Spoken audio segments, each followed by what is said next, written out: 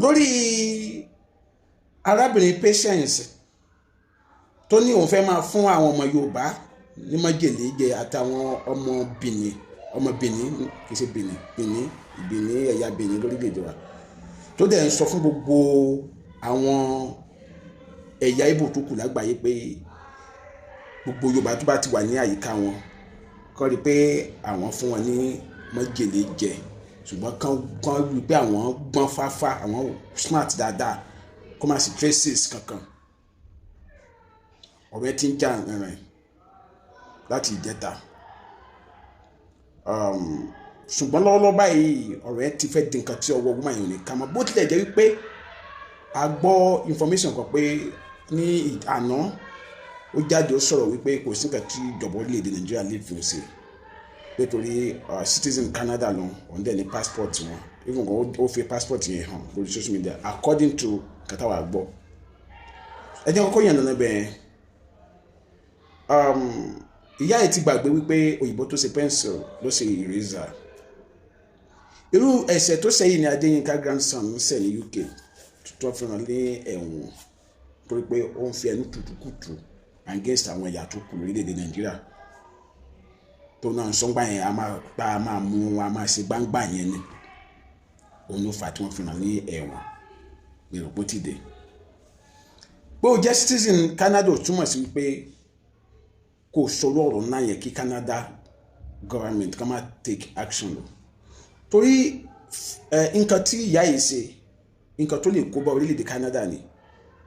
nǹkan tó lè kó bá àwọn orílẹ̀-èdè tó kù ni because fáyín tẹ́ ẹ̀ mọ ọ̀pọ̀ yẹn sì jẹ́ nínú meeting wọn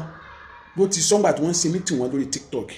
pé nǹkan táwọn máa ṣe láti fi dáfẹ́ ìṣẹ̀dá fún Yorùbá àti Benin wípé bóun ṣe sọ yóò gbogbo àwọn káwọn máa fún wọn ní májèlé jẹ káwọn má tẹ̀jẹ̀ kí ohun àṣàyẹ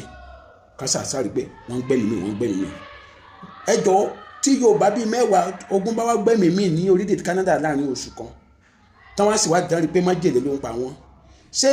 ìjọba àgbáyé gan ò ní sọ Canada lẹ́nu pé bí Canada gàgàgàgà ló máa ń ṣiṣẹ́ yẹn àwọn Ìgbò tó wà ní UK táwọn náà bá bẹ̀rẹ̀ sí ṣe bẹ́ẹ̀ fún Yorùbá bẹ́ẹ̀ àwọn Ìgbò tó wà lamẹ́ríkà tó ń ṣe bẹ́ẹ̀ fún Yorùbá tó wà lamẹ́ríkà àwọn tó wà ní South Africa tó ń ṣe bẹ́ẹ̀ àwọn tó wà ní Germany tó ń ṣe bẹ́ẹ̀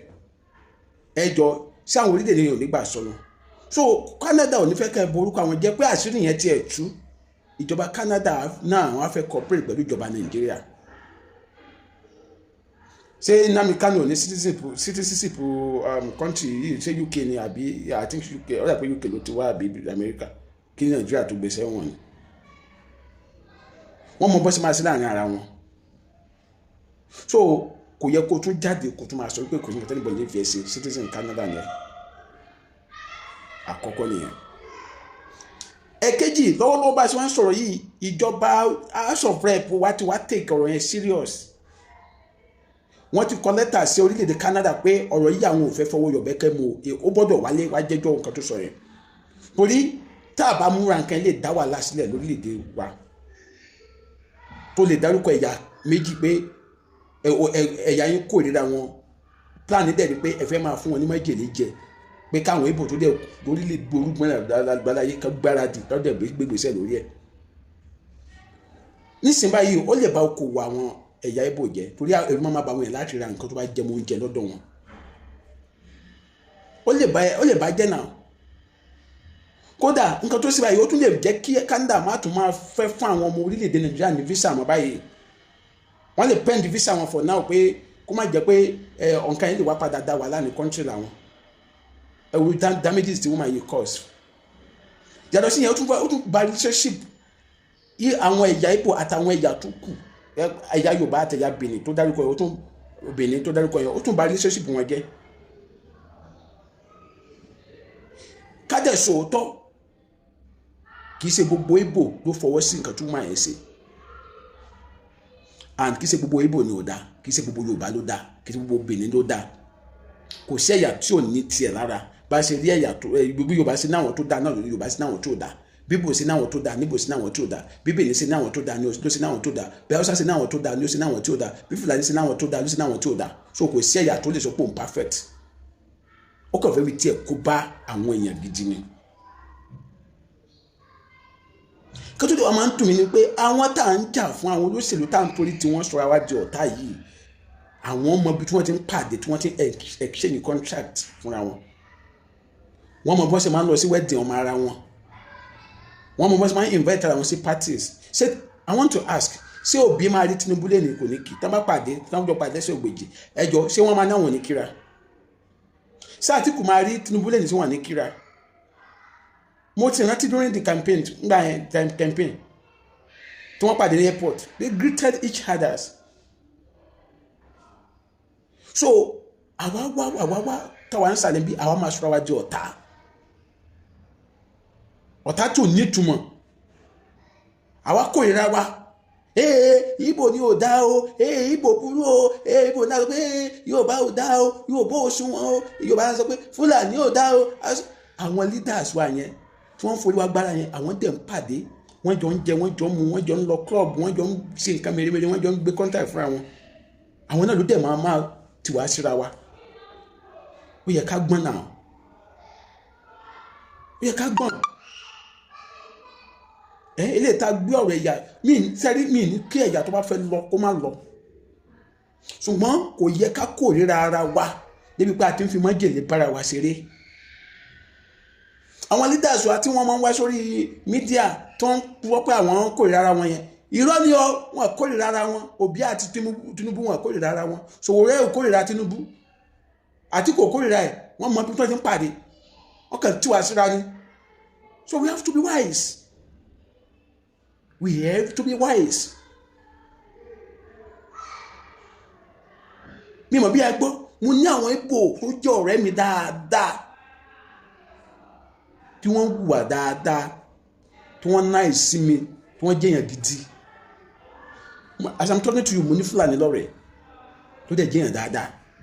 Ìgbà tá wà ní service, NYSC service, àwọn nǹkan kan wà tó ṣe fún mi tó yẹ pé Yorùbá ẹgbẹ́ mi ò lè ṣe. So I need láti múra wa ní ọ̀tá even if at all tí anybody bá fẹ́ lọ kúrò lára Nàìjíríà a nílò láti fi májèlé bára wa ṣeré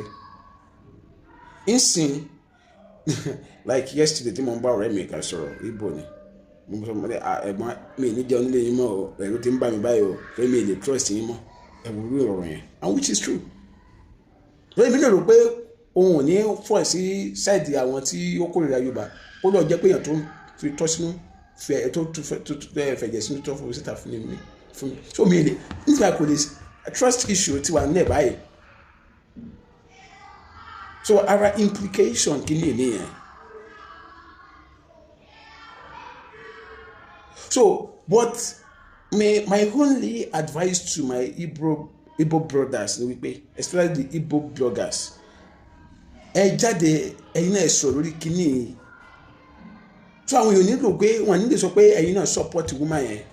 lórí ìsinmi mi tí any of you guys kẹ́ ẹ sọ̀rọ̀ nípa ẹ̀ àfàwọn Benin nìkan tó jáde àwọn náà dẹ̀ ń bínú ni tí wọ́n halẹ̀ ni pé àwọn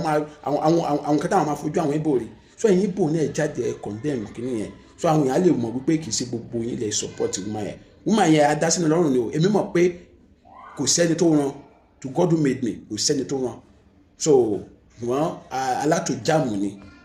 ọ̀nà adé ìjọ nínú nǹkan tó kọ́ rẹ̀ sí àfọmọ́kọ́ má padà bá sí Nàìjíríà yẹn sí bó sì dé nìyẹn. Adémádé lórúkọ mi ẹ bá mi share fídíò yìí ẹ má dẹ̀ gbàgbé láti subscribe sí YouTube channel mi Adémádé TV bye ire.